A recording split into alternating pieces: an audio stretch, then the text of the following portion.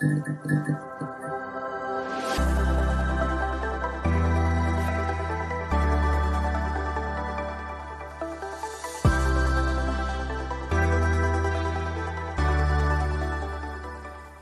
هفتمین قسمت از مجموعه ویدیوهای حاکمیت داده در خدمتتون هستیم. تو این قسمت میخوایم در مورد بیزینس کلاسری یا همون واژه‌نامه کسب و کار و اهمیتش تو سازمان صحبت کنیم. طبق روال ویدیوهای قبلی اول به معرفی واژه‌نامه کسب و کار میپردازیم. سازمان‌ها و افراد مختلف هر کدوم واژه‌نامه کسب و کار رو به روشی توضیح دادن. از نظر IBM واژه‌نامه کسب و کار یک چارچوب یا فریمورک برای ایجاد، پرورش و ترویج واژگان مشترک یک سازمانه. میشل نایت میگه واژه‌نامه کسب و کار یک منبع که اصطلاحات شناخته شده در یک دامنه تجاری رو تعریف میکنه و یک منبع معتبر برای تمام عملیات‌های تجاری از جمله سیستم‌های پایگاه داده رو فراهم میکنه. طبق تعریف دانشگاه روچستر واژه‌نامه کسب و کار تعریف معتبری برای داده‌های یک سازمان تو حوزه‌های مختلف مثل فعالیت‌های اداری، تحقیقاتی، آموزشی و بالینی هستش. کالیبرا که خودش تولید کننده یک ابزار قوی تو حوزه حاکمیت داده هست، واژه‌نامه کسب و کار رو یک برنامه کاربردی و یک سیستم پیشرو برای حاکمیت داده در نظر گرفته و میتونیم بگیم که از منظر کاربردی و ابزاری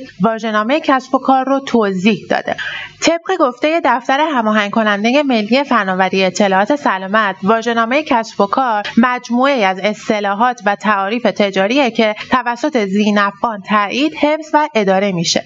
اما از نظر گارتنر بیزینس کلاسری یک زیربنای معنایی برای انبار داده منطقی و تجزیه و تحلیل تجاری هستش. حالا سوال اینه تعریف درست کدومه؟ یک نکته مهم وجود داره که افراد و سازمان‌هایی که در ارتباط با مفاهیم حاکمیت داده مثل بیزینس کلاسری صحبت می‌کنن از منظرهای مختلف به این اصطلاحات می‌پردازن. مثلا شرکتی مثل کالیبرا واژه‌نامه کسب و کار رو بیشتر یک ابزار میدونه، چرا که از منظر یک تولید کننده محصول به این قضیه داره نگاه میکنه. یا گارتنر بیزینس کلاسری رو یک زیربنای معنایی برای انبار داده و تجزیه و تحلیل میدونه. بنابراین هر کدام از سازمان‌ها و افراد از دید خودشون واژه‌نامه کسب و کار رو تعریف کردن که همگی هم درست هستن. درسته که به زبان ساده واژه‌نامه کسب و کار رو یک مخزنی از مفاهیم و تعاریف و اصطلاحات تجاری میدونیم که در فعالیت‌های روزمره یک سازمان تعریف میشن و قراره یک منبع معتبری برای اصطلاحات یک سازمان در نظر گرفته بشه. اما باید واژه‌نامه کسب و کار رو بسیار جامع ببینیم که اجزای زیادی برای پیاده سازی داره که میتونیم بگیم این اجزا عبارتن از داشتن استراتژی برای ایجاد و مدیریت واژه‌نامه کسب و کار، تعریف فرآیندهای مرتبط، استفاده از ابزارها برای کمک به پیاده سازی فرآیندها. بیاین قبل از اینکه بفهمیم چطوری یک واژه‌نامه تجاری تو سازمانمون ایجاد کنیم بریم سراغ این موضوع که چرا در وهله اول اصلا به اون نیاز داریم. امروزه کسب و کارها به طور فزاینده‌ای از حجم وسیعی از داده‌ها برای هدایت تصمیمات و استراتژی‌ها استفاده می‌کنن. وقتی که شرکت‌ها سفر مبتنی بر داده خودشون رو آغاز می‌کنن، درک مشترک از اصطلاحات تجاری حیاتی میشه و اینجاست که ایجاد واژه‌نامه تجاری به دلایل زیر مهم میشه. تضمین اصطلاحات سازگار در تمام سازمان و کاهش ابهامات و سوء تفاهم‌ها.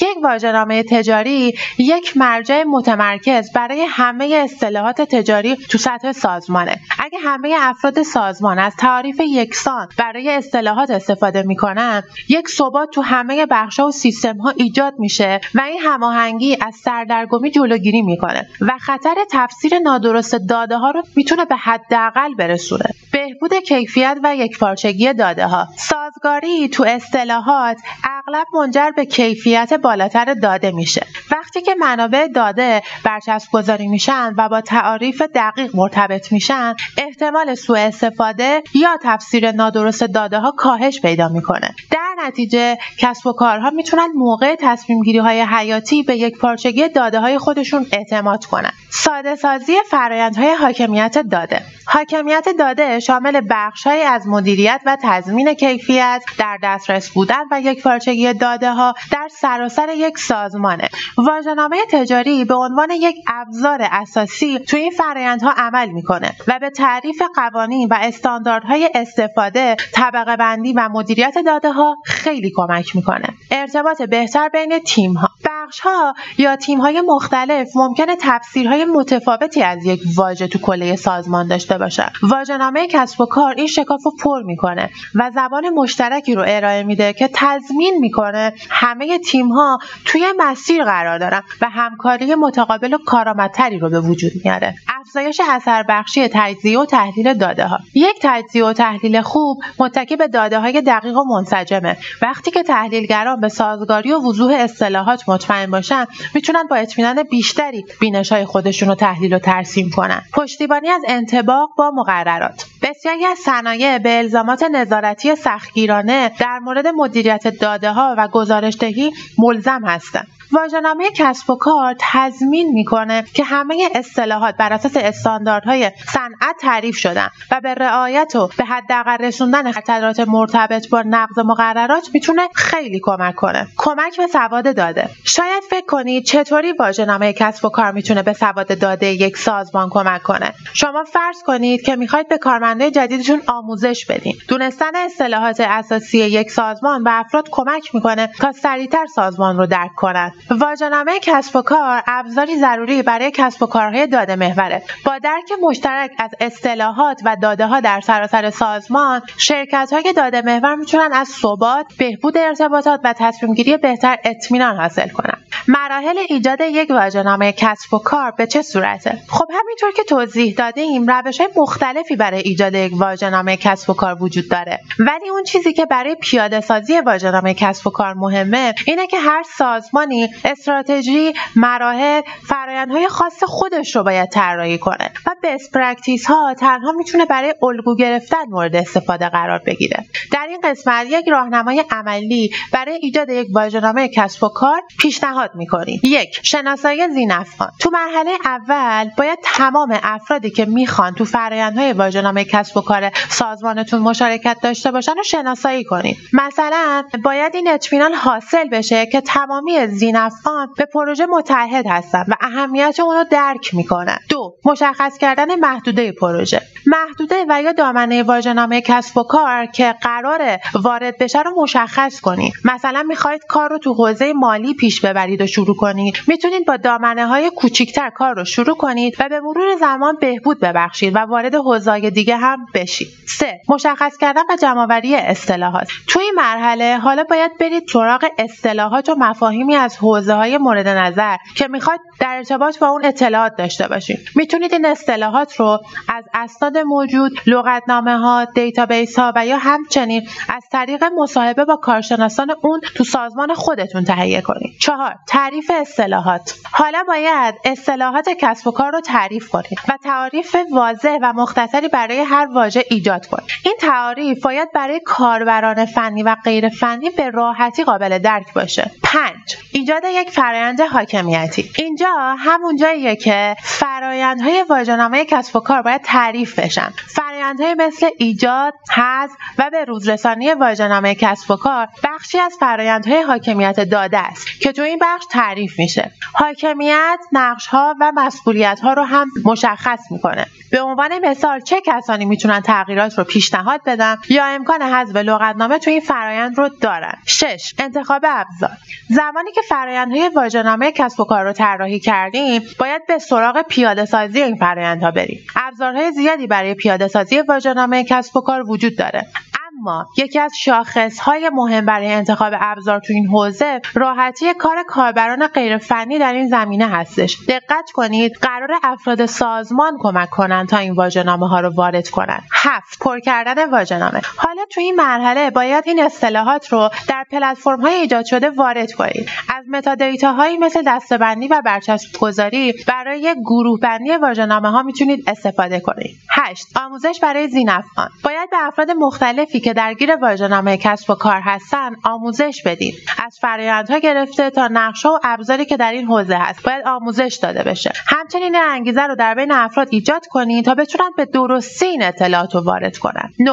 نگهداری و بروزرسانی. یک نکته بسیار مهم اینه که شما باید برای نگهداری و بروزرسانی منظم واژه‌نامه کسب و کار هم یه فرآیند و برنامه داشته باشید. بنابراین باز هم تاکید می‌کنیم که واژه‌نامه رو فقط یک مخزنی از تعاریف تو سازمان ها نبینیم. باید اون رو مجموعه از اجزا مانند فرایند، نقش، استراتژی و یک ابزاری برای پیاده سازی بدونیم. چه ابزارهایی برای مدیریت واژه‌نامه کسب و کار وجود داره؟ ابزارهای زیادی تو این حوزه وجود داره. نرم افزارهایی مثل دیتایدور، اوراکل متادیتا و کالیبرا ابزارهایی هستن که بخش بیزینس کلاسری دارن و هر کدام امکانات خاص خودشونو دارن. تمپلیت های متعددی هم برای واژه‌نامه کسب و کار وجود داره. تو این تصویر یک تمپلیت رو با هم می‌بینیم. تو این عکس اصطلاح، توضیحات، طبقه بندی و آخرین بروزرسانی و کاربر بروزرسانی کننده دیده میشن. اما ممکنه یک سازمان نیاز داشته باشه ارتباط واژه‌نامه ها رو هم مشخص کنه. مثلا یک لغتنامه زیر مجموعه یک لغتنامه دیگه باشه،